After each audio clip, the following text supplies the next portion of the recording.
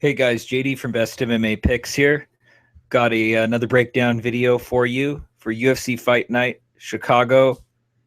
It's UFC on Fox 20.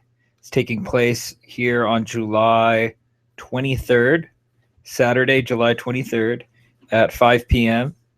It's featuring a main event with Holm and Valentina Shevchenko, Bullet Valentina. There are several other pretty decent fights on this card. I'm actually looking forward to quite a few of these fights. We've got a good undercard. I'm not going to break down the undercard. I'm just going to break down the first 5 fights or the main card fights. So let's go ahead and we'll start it off. Coming off of a decent event. We were compared to a lot of other handicappers. We went 3-3, hit 2 large underdog plays. A lot of people lost a lot of money on this last card. A lot of underdogs hit, and but we managed to minimize the damage. We got actually like a small profit off of like a couple units. Nothing huge, but it definitely minimized the attrition from all of the upsets.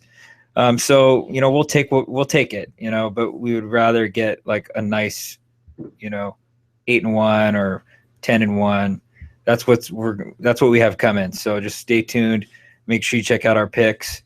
They're on cappertech.com. You can type in Best MMA Picks. Should come up bestmmapicks.com. So make sure you also follow us on Twitter. That's where we post all of our live tweets during the events. All right, let's get this going. First fight, we have Frankie Saenz versus Eddie Wineland. Both of these guys are coming off of losses. Eddie Wineland is coming off of a loss to Brian Caraway and Johnny Eduardo, back-to-back losses. So he's really got his back up against the wall, looking to get a win, get back in the win column, and get back on track. Frankie Saenz is coming off of a loss to Uriah Faber, which he actually didn't do bad. He actually is putting up quite a fight against Faber. He is giving Faber quite a bit of trouble because Frankie Saenz has a heavy background in wrestling. He's actually a wrestler at Arizona State University and Northern Colorado. So he's got some really good wrestling, on his pedigree. He's, I believe, a blue belt in Brazilian Jiu-Jitsu. So he's got a little bit of Jiu-Jitsu experience as well, enough to defend, some of the brown and black belts. But that bread and butter is his wrestling for sure. Eddie Wineland is really good at stuffing takedowns. So we probably will not see him get taken down a whole lot. He likes to keep the fight standing on the feet. He's good. He has good head movement, good feints, good striking, good boxing. Eddie Wineland is a striker. He prefers to stay on the feet. Frankie Saenz has some pretty underrated boxing as well. Really good, decent head movement. He does tend to get hit, leave some openings, but he's, if he ever gets tagged, he usually shoots for a takedown instinctively. So that kind of, that's a good instinct to have coming back from his wrestling background. He's also very fast. He's got a huge speed. I wouldn't say a huge speed advantage over Wineland, but I definitely think he's going to be the more energetic and more active fighter here. He's going to be going for a lot of takedowns, which could freeze up the striking of Eddie Wineland. And not to mention, Eddie Wineland has just looked flat lately to me. I don't know what's up with him. He was doing so well in 2014. And then he just kind of skidded and went off road. I don't know what happened there. Maybe PEDs use. I don't know. I couldn't tell you, but he has not looked like himself ever since losing to Barao. So my prediction here is for Frankie Saenz to defeat Eddie Wineland by decision. Moving on to the next fight, we have Felice Herrig, the Chicago native, versus Kylan Curran. And I don't know if this is like Kylan Curran being like Patrick Curran's spouse or sister or what. Maybe somebody can fill me in there. I don't know the logistics of the family, name there. But trains with Patrick Curran. She is a kickboxer and wrestler. She has a heavy background in wrestling, wrestled in high school, all the way up into college. I don't believe she did any college wrestling. She did kickboxing from the age of 17 on up. So she has some amateur kickboxing experience. Felice Herrig is they're both decision machines. They both like the fight to be on the ground. Herrig has really good MMA, jiu-jitsu. She likes to submit her opponents. She's really good with transitions, unlike Kylan Curran. Kylan Curran tends to leave herself open during transitions and is very vulnerable, makes quite a few mistakes, gets swept quite a bit. She got swept several times by Paige Van Zandt. She landed several takedowns. She's got really good wrestling, but she doesn't defend very well against jiu-jitsu fighters. Tends to get swept a lot and tends to get locked up in, leaves herself open for arm bars, just about everything. She's looked a little bit better lately, but I still believe that she still has that tendency of making mistakes in transition. And that is where I believe Felice Herrig is going to capitalize on Kylan Curran. I believe Kylan Curran is going to probably come in as a slight favorite here, maybe even a 2-1 favorite. I don't know, because she has such a good wrestling background. But I think a lot of people are overlooking Felice Herrig because of her record. It's not all that pretty. And she's, hasn't really lately anyway done anything to warrant her being a heavy favorite. They both fought Paige Van Zandt. Kylan Curran tended to get more top control over Paige out of the two of them. Herrig tended to be comfortable on the ground on her back. She can tack off her back, likes to go for arm bars, likes to go for leg locks, triangles, you name it. She's going to attack. So if the fight ends up on the ground, Kylan Curran's going to probably be on top, but she's going to probably get swept. My prediction here is for there to be an upset for the Chicago native fighting in Chicago. I think this is kind of a tailor-made matchup for Felice Herrig to get a win. I think the UFC is hoping maybe she gets a win for promotional reasons. I don't know. But I think this is a good fight for her. It's a good matchup. Felice Herrig to defeat Kylan Curran by submission. Moving on to the next fight, we have Francis Ngannou, the Predator, versus Bojan Mihajlovic, the Serbian fighter. Now, not a whole lot of people know much about anything about this Bojan Mihajlovic guy. He's a newcomer from Serbia, one of the only Serbian fighters to fight in the UFC. Francis Ngannou has looked really good lately in the UFC, 7-1, winning his last 2 UFC bouts, in an impressive fashion. Looked great. He's a French fighter, and he has excellent takedown defense. Okay, very hard to get him down to the ground. That's where he likes to keep the fight standing with his striking. He throws bombs and knocks guys out. That's how he wins these fights. Okay, he's never gone to decision. Okay, the guy either submits guys or he knocks them out. Bojan Mihajlovic is kind of the opposite. He's more of a submission fighter, likes the fights on the ground. He has knocked guys out, but they have been from ground and pound. Okay, not a whole lot of people know this. He has a black belt in judo. He's a very good judoist. He has a strong base in judo. Okay, he can do body lock takedowns. He's really good at tripping guys and getting into the ground with tripping guys with his legs, inside leg trips. Any kind of a trip, he gets the body lock and takes him down. He also has good throws when he's against the fence. He can get guys down that way. I haven't seen any footage of him suplexing anybody, but I imagine he could probably do that. He's very strong. Ngannou is a heavyweight. He's going to be difficult to get taken down. He's got a really strong base as far as takedown defense. But I think that this guy could possibly give him some problems. Mihajlovic is also very quick. He likes to come in with flurries with his punches, and he likes to set up his takedowns with a flurry of punches. I think that'll work fairly well against Ngannou. Might back him up a little bit and distract him enough to get a body lock or to get, hold of his legs. So I think that this fight may be an upset in the works. I believe, another thing, Mihajlovic has never lost by KO. He's never been stopped as far as a KO.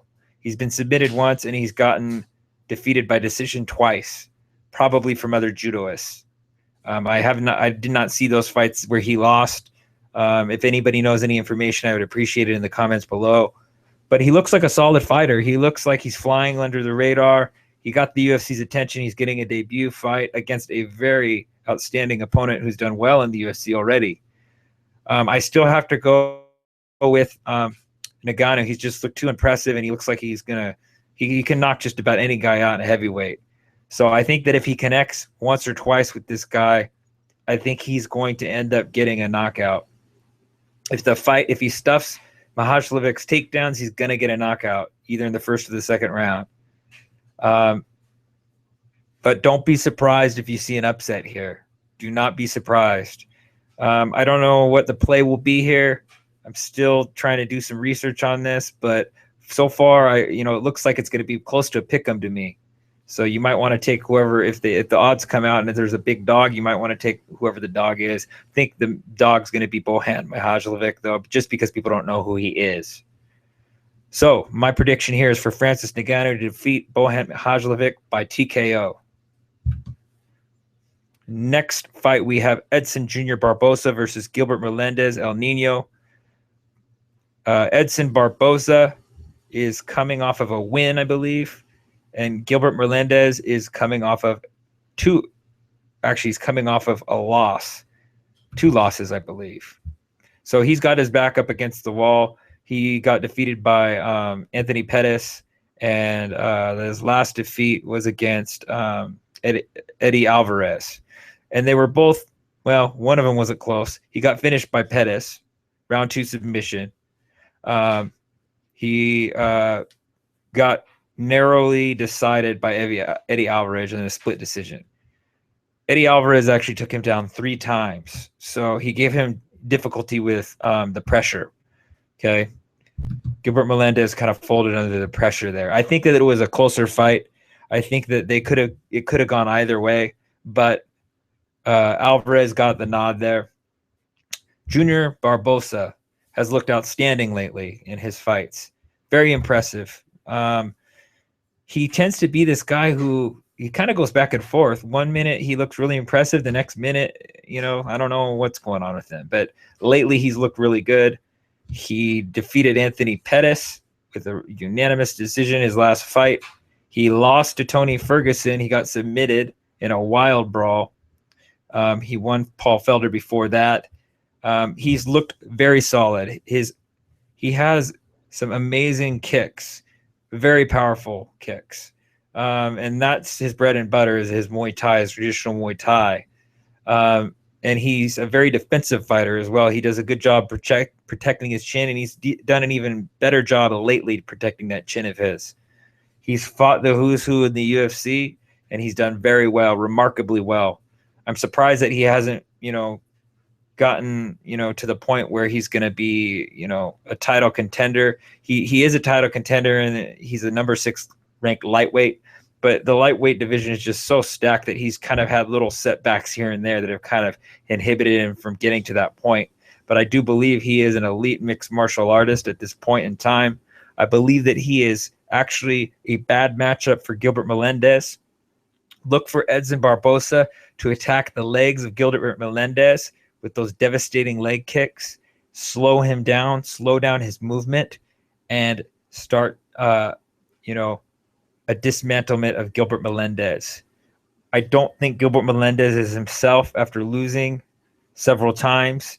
I think he's going to probably get a 3rd loss here. I don't think he will get cut, but if he gets another loss and continues losing, he's going to be probably fighting in Bellator or a different organization. So, but I do believe Edson Barboza is mentally at his peak, and he's also, he's in his prime right now for his mixed martial arts. I'm going with Edson Barboza to defeat Gilbert Melendez by decision.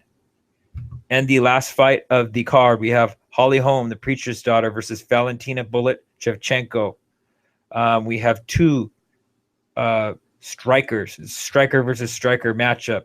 10-1 for Holm, 12-2 to Valentina Shevchenko. Holm coming off of that loss, that finish from Miesha Tate. She got submitted. She made a mistake in the last round. She would have been defending her belt again. That's just not the way that it went. It was a huge upset for everybody, including myself. Valentina Shevchenko, she is actually, I'm not sure who she fought last. I think she's coming off of a loss, if I remember correctly. She's a Muay Thai specialist and kickboxer. She's coming off of a loss to actually Amanda Nunes, where she went all 3 rounds with the current champ without getting knocked out. Probably due to her elite Muay Thai and her elite kickboxing skills. She has very good striking defense, very good takedown defense. The fight's not going to go to the ground, though. I'd be super surprised. She has good takedowns. She has decent takedowns. She could try to take Holly Holm down and mix things up, but I don't foresee that happening. I foresee this happening on the feet, where Holly Holm will have an advantage. Shevchenko definitely has some power. I think out of the 2 of these women, Shevchenko probably is a bit more of a well-rounded mixed martial artist. She has a lot of tools in her submissions game. She actually has the majority of her wins by submission. I think that Holly Holm does one thing very, very well, though, and that is her striking. She wins 70% by KO, TKO, and she's won 30% by decision. She lands a significant amount of strikes, 1.46 more than Valentina Shevchenko per minute. That's going to be a huge factor here, as well as the striking defense at 67.89% versus 47.2% with Shevchenko. Shevchenko has a little bit more of the mentality of take a hit to get a hit, which could also help her with Holly Holm if she can land a good shot.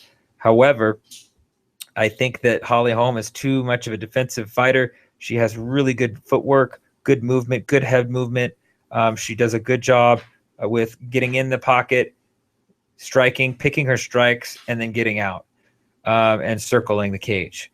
I think she's going to pretty much pick Shevchenko apart. I see Shevchenko getting very frustrated with Holm, possibly landing a few shots, but overall, the better striker here is Holly Holm. I got to go with Holly Holm here to get a rebound victory over Shevchenko. So I'm going with Holly Holm to defeat Valentina Shevchenko by decision. That about does it for our main card predictions. I will give you my gut picks here on the undercard, but take these with a grain of salt, please. No footage has been, I've not reviewed any footage at all on any of these people.